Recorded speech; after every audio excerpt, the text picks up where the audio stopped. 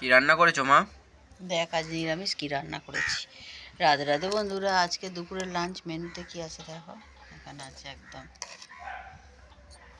গরম গরম ভাত,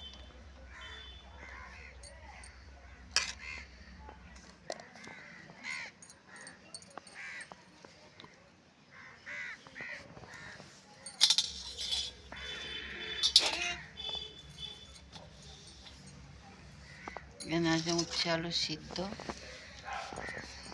এখানে আছে বেগুন ভাজা,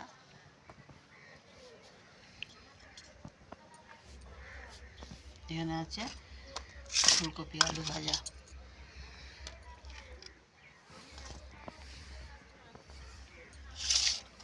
আর এখানে আছে ডাল।